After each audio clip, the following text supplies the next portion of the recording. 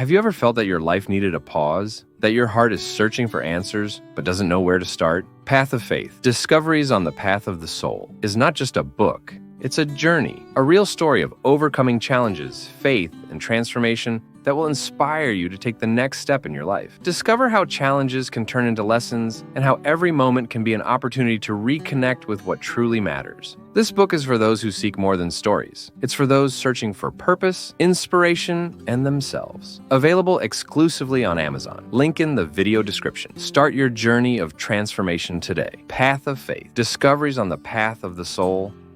What are you waiting for?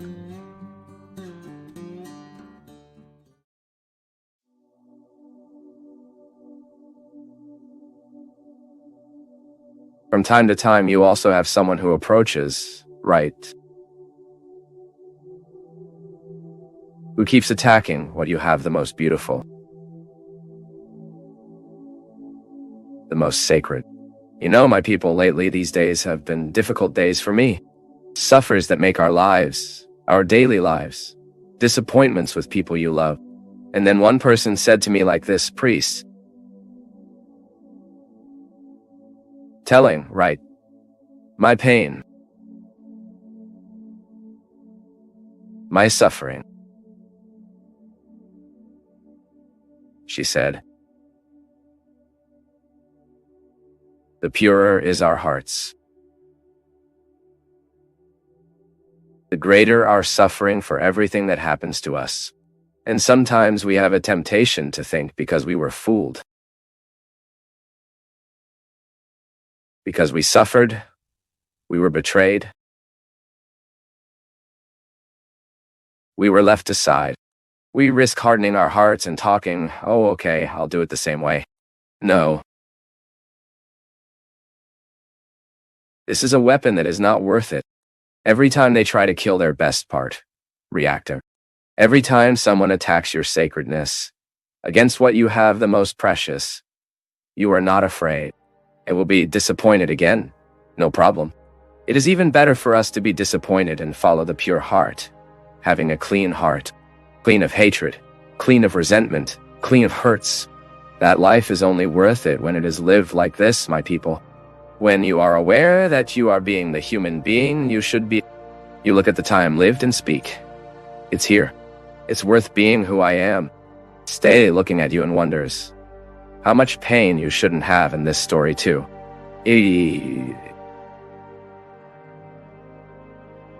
How much betrayal. It's hard for us to be betrayed, isn't it? You be tried out. It's hard for us to feel that you were used, that the one who said he loved you didn't love it. The one who said committed to you wasn't. It's very hard. It is hard in life for us to have to admit that we were a banal territory in the other's life. It's very hard. This I find all the time, my people. People today are very easily discarded. People throw themselves out very easily. I see father cheating son, son cheating father, friends who betray husband and wife. And then we have to survive all this. Do you know why? Because the worst betrayal we can receive in life is not what the other makes us, but it is the one we leave and continue and allows us to continue within us. Careful. Be careful not to waste your life in this time under earth, in this time of suffering, without discovering that this pain, this suffering, can generate a resurrection. And then we are born much better. Maybe after that betrayal, after that difficulty, you are able to be born much better, much stronger, much more resistant. Look at my gift today. Oh, you're saying I'm world champion, the same Adriano Moraes. Now I'm able to. Do you know why I made a point of putting Adriano's gift? Because I am aware that every day I need to remember that I was born to win. Everyone. You know, my mission as a priest is this, I have no doubt. For me, nothing more can be precious, my people, than what this afternoon happened there. So many people holding my hand and saying so. Hey, thanks. The other day a lady found me. She was scared when she saw me at the airport. Opening. I was removing my suitcase. She shouted and said, "Oh, but I couldn't help but give my Lexotan a hug. She said I'm her Lexotan. It was worth having lived to be Lexotan in someone's life. I'm wrong? No. It's too good when you know that your life lends meaning to someone. And you're.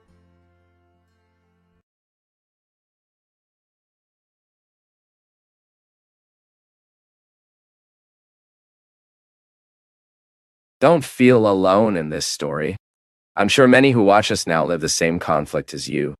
Yes, people who need to love themselves offer more to be able to offer others. Cultivation, you know? To love that is that. It is you to offer yourself a better cultivation.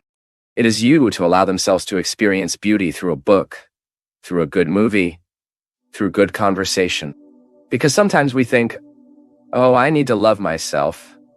I think I need to go to the salon, dye my hair, buy clothes. No, it's not that. It can also be. No problem. But the exercise of self-love, he goes all over what we offer ourselves intellectually. And when I speak intellectually, think about the sentimental dimension, because we don't think about the disconnected intellect of emotions. When I think of my self-love, I think of the good book I am reading, the good influences I am intended, allowing, in the picture I contemplate, the good music that I listen to. This is all self-love, or in the rest I program, or the meeting that I landmark to be with the people I love. That do me good. This is self-love. And there you donate yourself. There you live the other dimension. That's why I say, there is no self-love in itself. He always makes me naturally available to the other. It is cyclical. I give myself, I offer myself, and naturally offer the other. The other we get. Come back to me, and so let's go. Recycling the loves, recycling the experiences that mature us. That's it, my people. Maturity is a process of every day, all the time. And may God bless us in this project. Because after all, what Jesus did, all the time he went through, was to mature the hearts that were before him. That with us is the Same have always believed that bad things are the result of thought, negative feelings that feed soul and body, which we often attract miseries according to our attitudes, since we are responsible for our actions and thoughts. I would like you to be able to clarify me better on this subject, because to me, it seems pure theater, those scenes I see, where people throw themselves on the floor, shout in the name of God, and perform the healing of evil. I'm sorry, Father, if I look skeptical, but God's manifestation to me is far from it. A big hug, and may God continue to illuminate your way, always.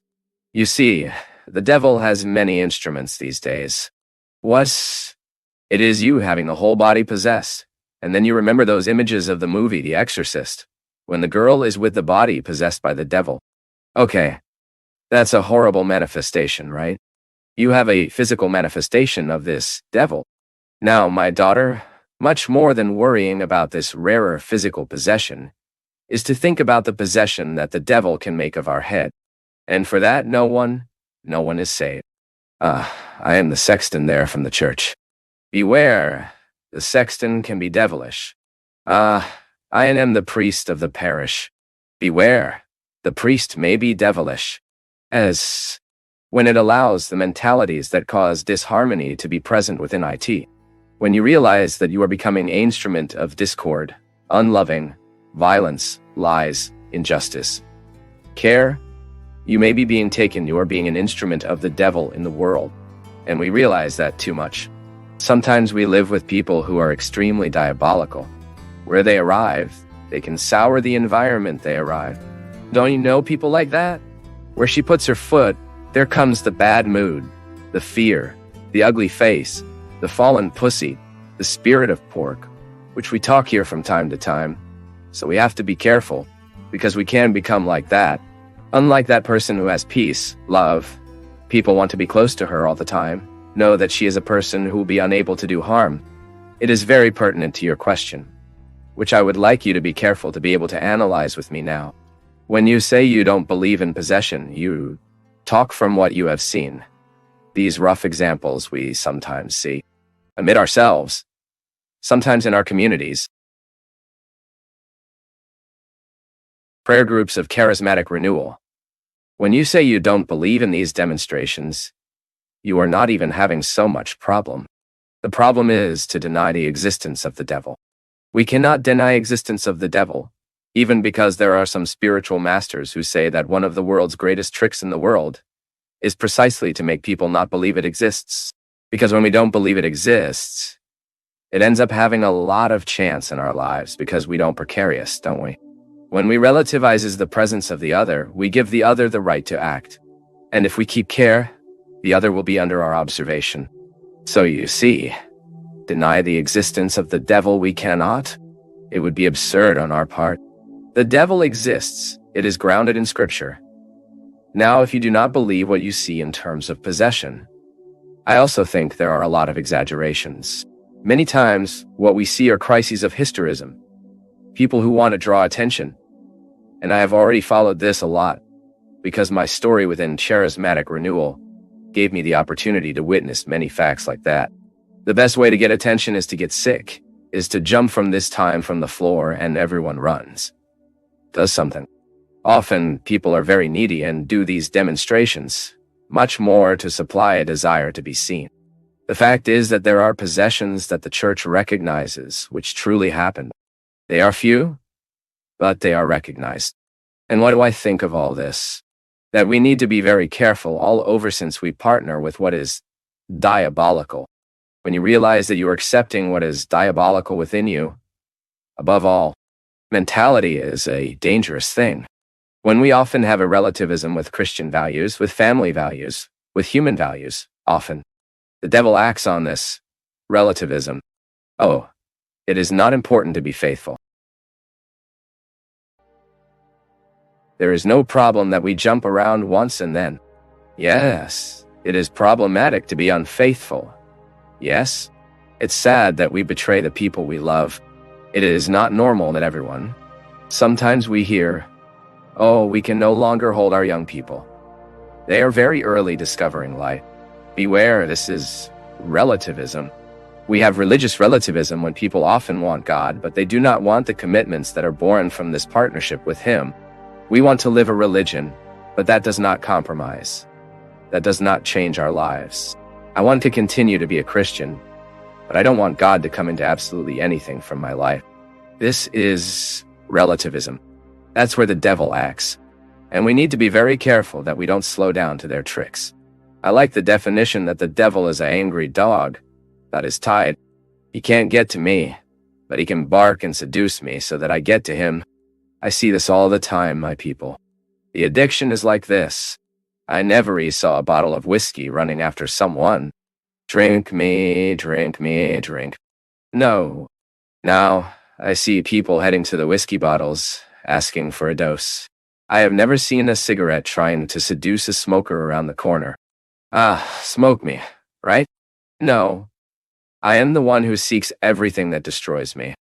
And you see the devil's seduction, she is very big. And when I speak devil, I want you to think not only in that horn that comes in our head, but all that is diabolical in the world. All that breaks the harmony of life. The devilish is what breaks the harmony of life. One word can be diabolical between mother and son. A damn word can be diabolical between husband and wife. Why? Because it breaks harmony. We need to be very careful with the music we listen to. I was paying attention, because when we go to a place where everyone listens to music and feels right to put the music at the time they want, you end up having to listen to the neighbor's music. And I confess to you that I was listening to some things there. I kept thinking, my God, how can a woman have the courage to sing what she is singing? Because she is totally banal in the lyrics she is singing. Doesn't she have more lovers to be able to make a speech like that? Poetry is far away. There is no beauty in the letter. What exists, a rough language of a woman who is assuming herself an object for the one she sings. This is diabolical. Do you know why it's diabolical? Because this song can get on the radio that plays in your house, and your girl, you did everything for her to be a girl of character, a girl who loves herself. At 6 years, she begins to hear it, begins to learn, and then begins to reproduce. This is diabolical. When you realize that what it is not good goes into your home and breaks the harmony you wanted so much for your home. And that's where we need to be very careful.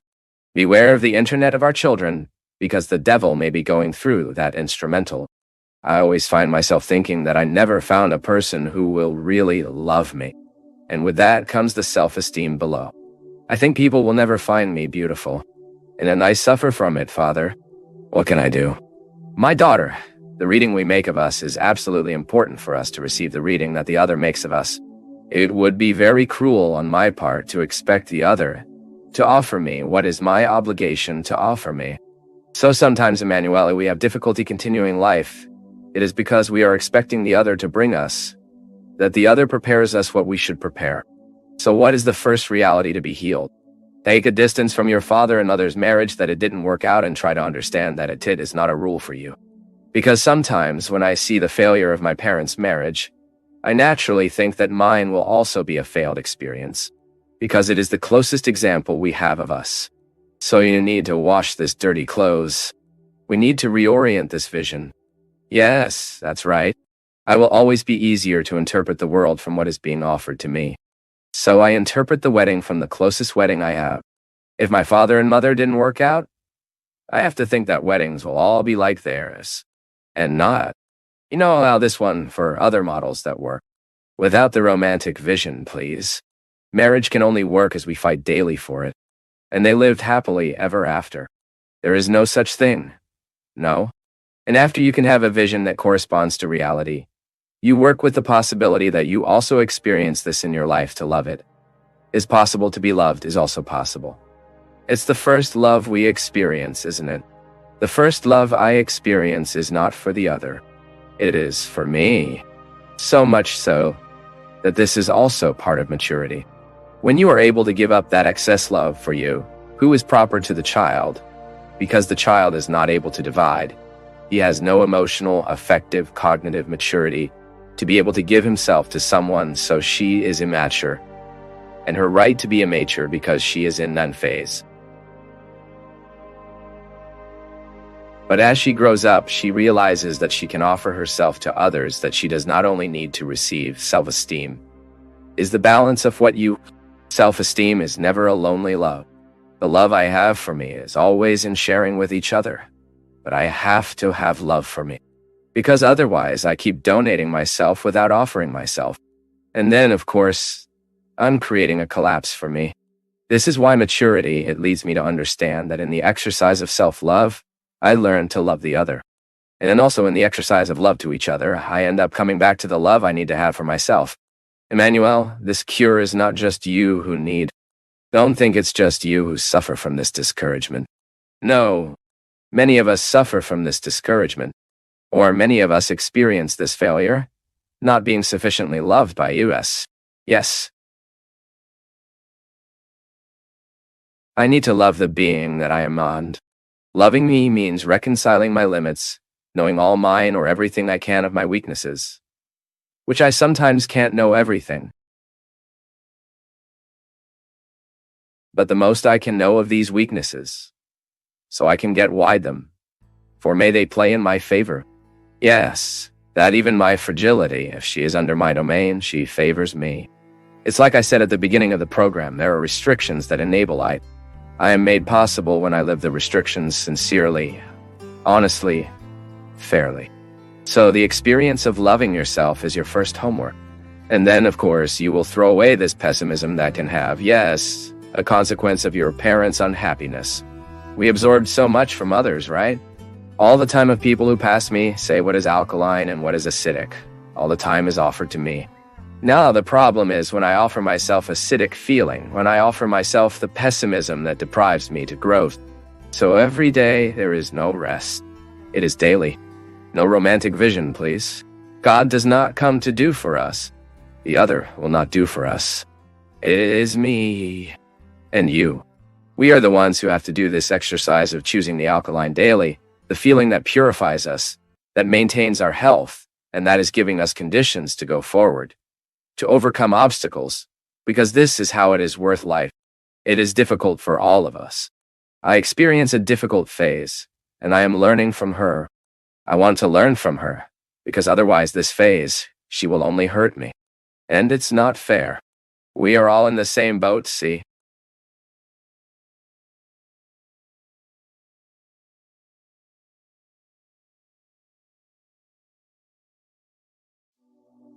Of course it hurts.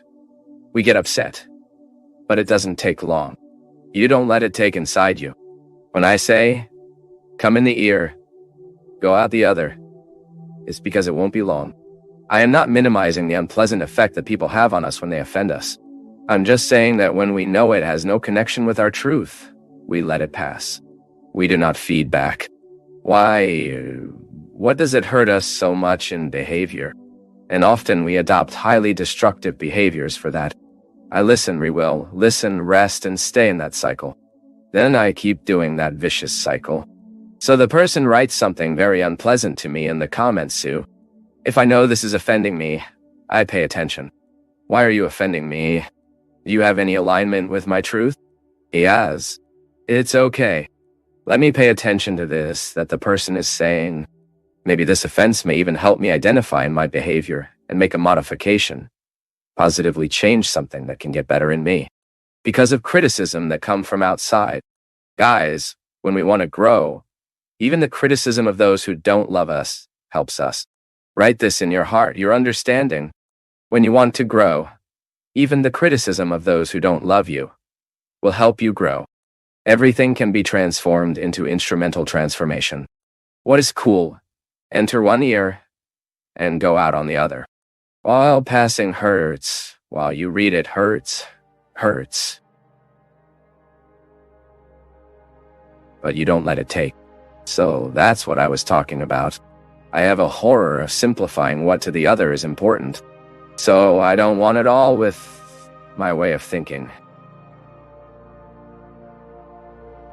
Making you believe that what offends you is not important. No. And yes, but I wanted you to pay more attention to what you really offend you. If you are offending you, you may have some reason. Now, if it is slander, if you have no connection to the truth, if you are completely misleading with what you know of you, enter one ear and go out for another. And it does not take long. It cannot be long because it is an exercise in self-love. It is difficult and is very difficult. Even today, in some answers that I gave, I said, look, it is an extremely painful process because it requires a lot of spiritual maturity. You come to the conclusion. The other is offending me because he is right. And I don't like to recognize myself like that, but he's right. When the other calls me selfish, when the other calls me possessive, when the other calls me envious, when the other calls me vain, somehow, what the other is telling us concerns what the other realizes in us in. It concerns our personal truth. So it causes suffering. We suffer, but it should not suffer. We should not suffer. We should interpret that warning as an opportunity to get out of it, because many, or rather, sometimes it is even good to suffer.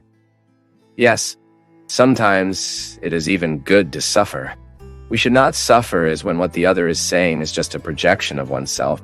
He is projecting himself to me, and we should have this emotional and spiritual maturity that would put us in this stance of thinking, no, the other does not have no reason for what you are saying. So come in here, go out here.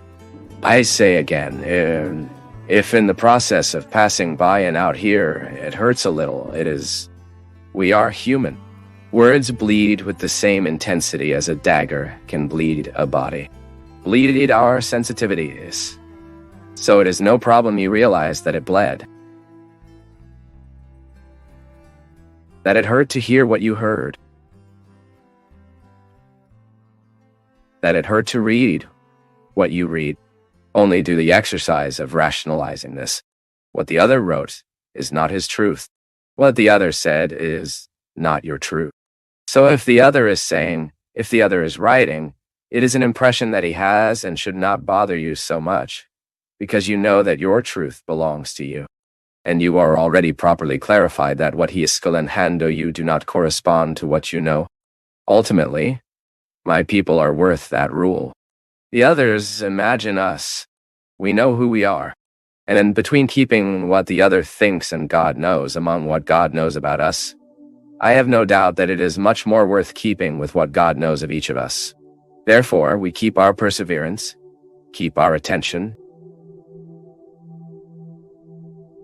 keep our attention-sensitivity to separate offenses from slander. Offenses are often associated with a truth that we do not want to recognize. Slander are situations that others invented for us, and therefore, because they have no connection with the truth, they will only bother us during the process of passing, between entering here and going out here. If it offered, it hurt. Pay attention. Maybe the other is giving you a happy opportunity for you to correct in you what you arrived in a way you would not choose. It was being offended that you felt the encounter with the truth was painful. It was unpleasant. But it was also a happy opportunity you had to move forward, to evolve. I say again, the great desire of each of us, the great commitment of each of us should always be evolution. We want to reach the best version that is at our disposal. For this, we are religious. I'm a very happy Catholic Christian within my concept of faith. Christianity made sense to me. I don't know what your religion is, but I know your religion has instrumental to help you reach the best of yourself. The best of yourself? The best of yourself. It is what God wants from us. Whatever religion, what we need to understand is that it will need to be a place for us, an opportunity to reach the best of us. I, as a Christian, say all the encounters of Jesus were like this. They were to promote the best of the people he found. So even if you arrive through an offense, pay attention. Before you get angry, before refusing, pay attention. Sometimes the one who offends us is doing us a favor and putting us in the face of a truth that we may have denied. Now, if the other slaughtered past here, came out here and only hurt the time that stayed, because you are smart, you are wise. You are wise and intelligent, and will not be a point of staying. It is Jesus who said that, and I said that very compromisingly, right? Look, everything you do to one of these minors, everything you do to one of these little ones, is me that you will be doing. Everything you do good in this world, all the love you have to these people who need to be loved. Be aware that you will be loving me too. It is this direct identification.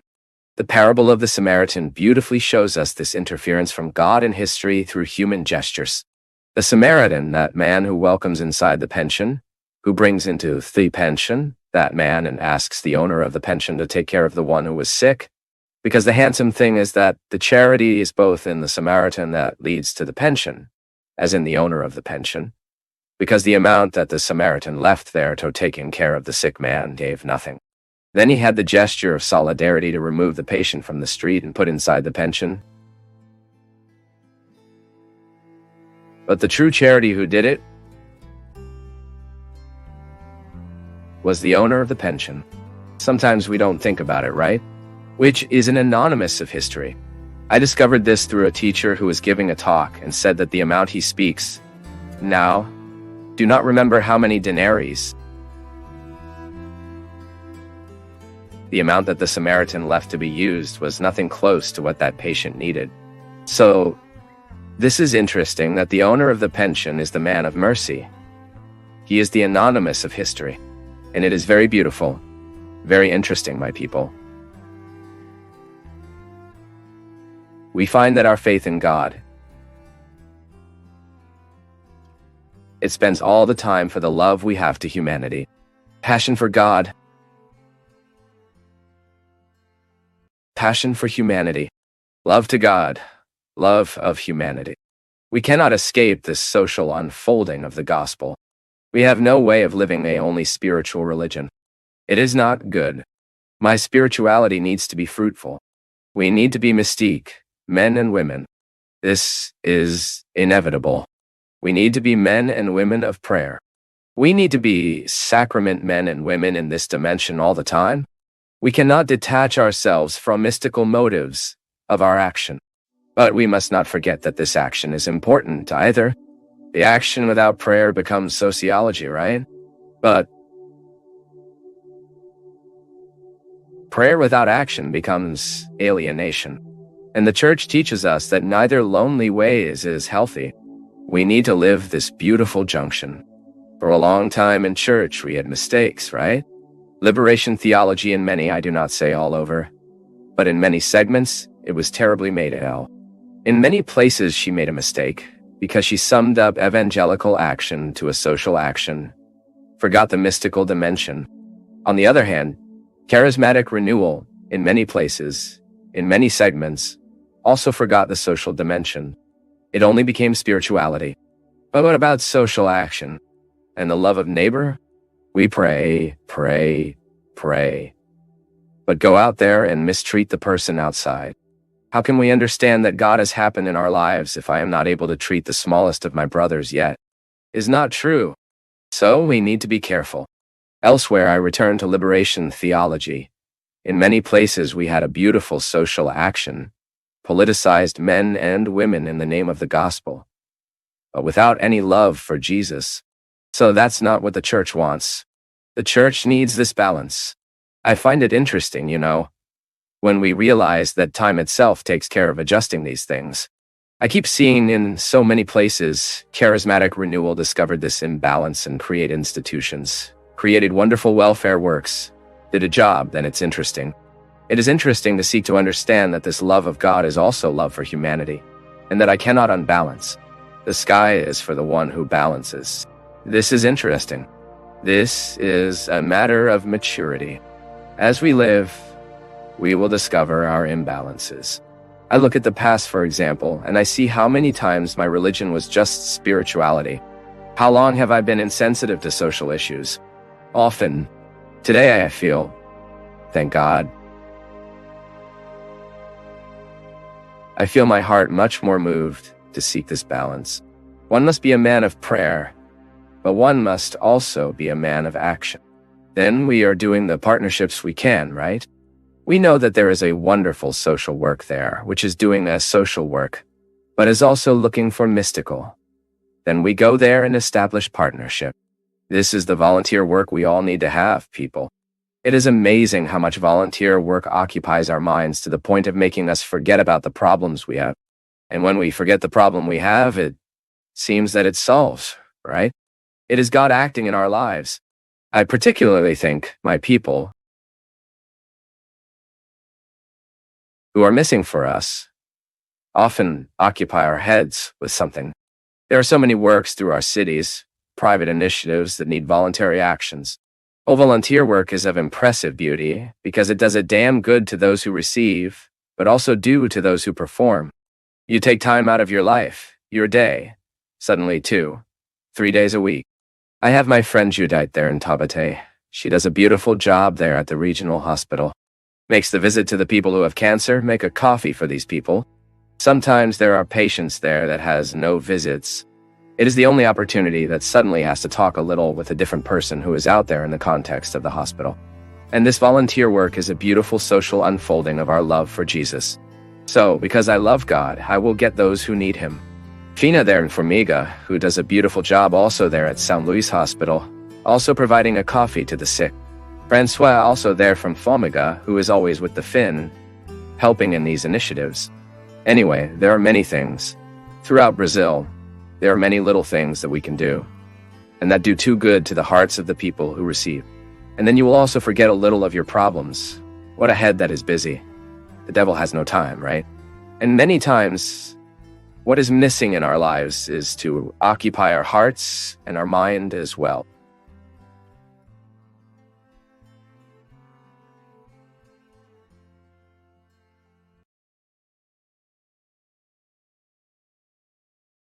As we wrap up another insightful session at Path of Faith, we encourage you to be part of our community by commenting, liking, sharing, and subscribing. Together, let's spread the light of faith far and wide.